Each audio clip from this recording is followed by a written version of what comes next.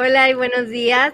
Vamos a hablar sobre los países latinoamericanos y su inclusión en cuanto a la pandemia, en estos programas y planes que tenían.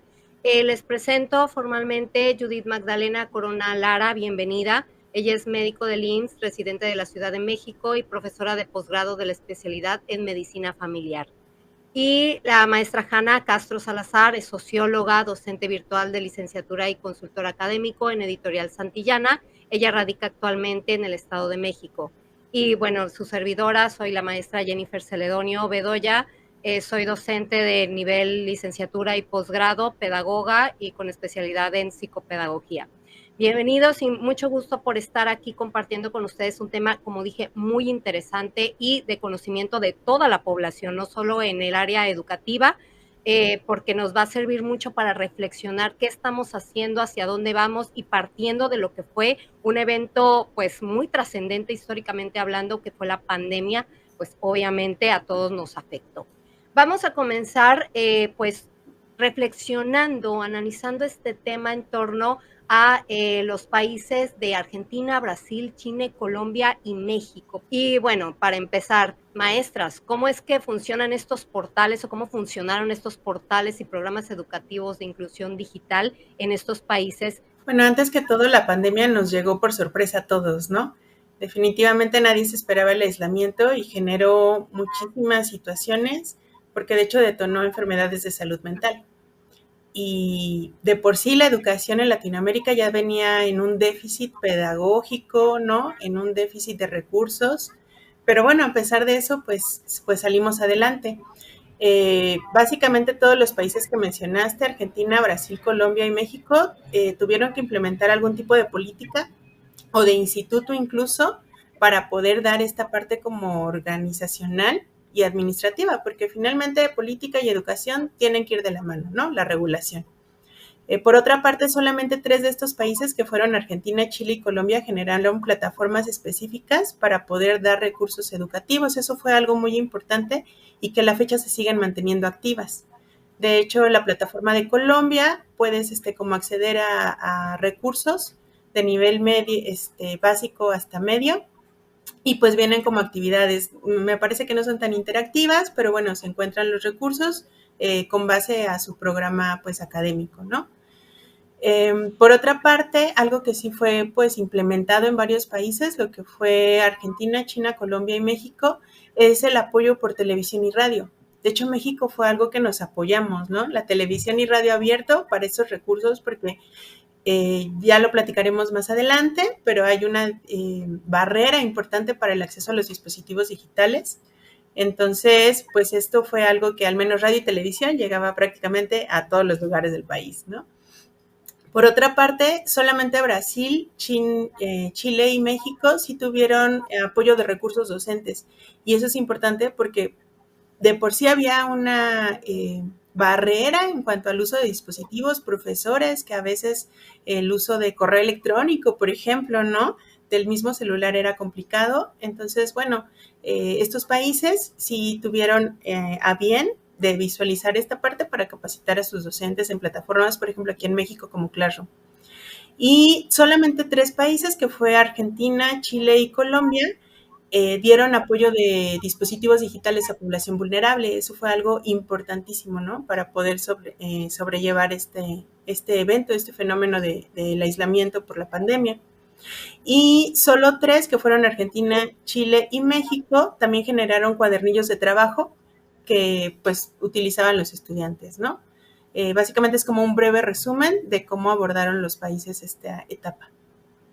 Sí, fíjate que es interesante porque por ahí decían en broma lo del sexenio de Peña Nieto, que él se había adelantado a los hechos, ¿no? Cuando dio todas estas televisiones a la población y que en su momento fue motivo de burla. Pero eso cómo sirvió, o sea, en serio, el que acabas de decir que los medios de comunicación, no solo estamos hablando de redes, sino que sirvieron muchísimo en México a llegar a esos lugares pues marginados, ¿no? Que de hecho es una de las barreras o brechas digitales que todos los países de los que estamos hablando pues tuvieron. Y ahora vamos a ver con eso que existieron dimensiones y estas dimensiones son clave importante para rectificar o reconocer qué tanto se ha avanzado, qué tanto organizado tiene el país o cada país en cuanto a la materia educativa. Esas dimensiones pues son esas tecnológicas, pedagógicas, organizacionales y sociocomunitarias, pero ¿qué es lo que pasó con estos países en esas dimensiones? Hanna. Sí, muchas gracias. Lo más interesante es que estas dimensiones precisamente a las que te refieres, no solo es la cuestión tecnológica, no solo son las plataformas, sino justamente poner el foco y comprender que la pandemia en cuanto al tema educativo, abarcó muchísimas cosas. Como bien decías, la cuestión tecnológica, el acceso a los dispositivos, que ya bien lo platicaban, acerca de una familia teniendo un solo dispositivo para tener acceso a una educación a través de la virtualidad, ¿no? Más si había papás que estaban en home office, se complicaba muchísimo la situación. Pero bueno, de esta ya hablamos un poquito más. Sin embargo, también tenemos la dimensión pedagógica. O sea, ¿qué pasó con los maestros? ¿Qué tuvieron que hacer? Tuvieron que adaptarse a las nuevas tecnologías. Muchos maestros que a lo mejor en ningún momento lo habían hecho antes, ¿no? La dimensión pedagógica, que también tiene que ver con los objetivos que buscaban alcanzar en los sistemas presenciales, ahora trasládalo al tema tecnológico y virtual, ¿no? Y fue muy complicado, la mayoría de estos países lo menciona, de hecho, la lectura un poco, fue olvidada esta parte, ¿no? Entonces ahora todos nos conectamos, pero muchas veces sin un objetivo claro, ¿no? Después tenemos otra dimensión también bien interesante, importante, que es la dimensión organizacional. Esta relación entre la institución, padres de familia, alumnos, cómo se tuvieron que organizar igual, ¿no? De una manera muchas veces muy atropellada, pero nuevamente la tecnología salvó esta parte a través de los grupos de WhatsApp, a través de las redes de Facebook, por ejemplo, ¿no? Sin embargo, volvemos al punto inicial, tenías que tener internet, tenías que estar conectado, saber utilizar, ¿no? Imaginémonos una familia de la Sierra de Guerrero, donde ni siquiera hay internet, lo tuvo que resolver de diferentes maneras, ¿no? Y finalmente nos habla de la dimensión sociocomunitaria, que creo que es de las más importantes, porque tiene que ver con este enfoque y este acercamiento que tuvieron las familias desde una perspectiva de condiciones de vivienda, de condiciones ambientales, ¿no? De condiciones de infraestructura, en donde decíamos, por ejemplo, las personas que vivían en un espacio en donde ni siquiera llegaba internet, ¿no? Pues tuvieron que hacer, ustedes recordarán mucho estas imágenes de profesores dando clase al aire libre en los campos, ¿no? En donde, pues, menor contacto que se pudiera tener con los alumnos, ¿no? Entonces, pues estas 4 dimensiones se abordaron desde una perspectiva diferente, cada país la abordó desde perspectivas distintas, sin embargo es importante que pongamos el foco y la atención, aunque ya no estemos en pandemia, que la virtualidad tiene que tomar en cuenta estas 4 dimensiones.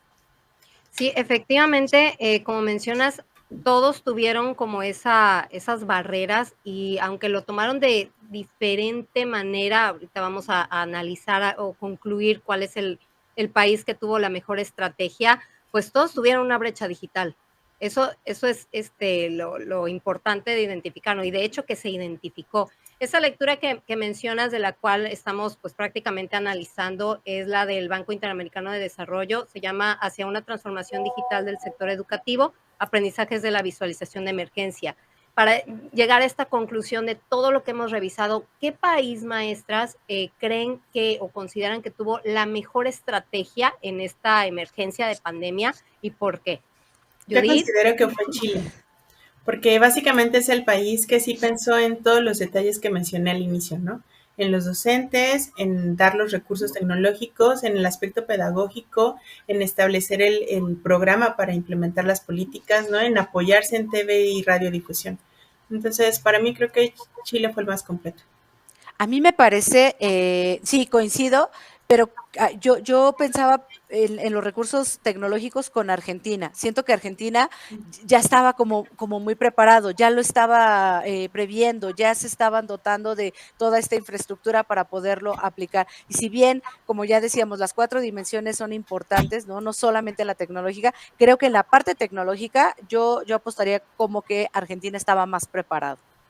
Sí, Fíjate que sí, coincido con las dos, porque en Chile, de hecho, haciendo la investigación, ellos ya tenían preparado desde antes que existiera pandemia, desde antes que ellos supieran, esta capacitación a los docentes. O sea, tenían prácticamente las dimensiones cubiertas. Habían distribuido dispositivos a los niños, habían capacitado docentes, habían creado plataformas educativas. No estaban funcionando como que al 100 y no tenían esta pedagogía ya virtual propiamente dicha, pero estaban ya avanzando en esto. ¿Qué pasa con pandemia? Que fue la adaptación más sencilla. La desventaja, repito, fue esta brecha de que no llegó a todos lados, porque desgraciadamente en todos estos países que hablamos hay demasiada pobreza, hay demasiadas zonas marginadas que no llegaron a alcanzar todas esas pues facilidades, no ventajas.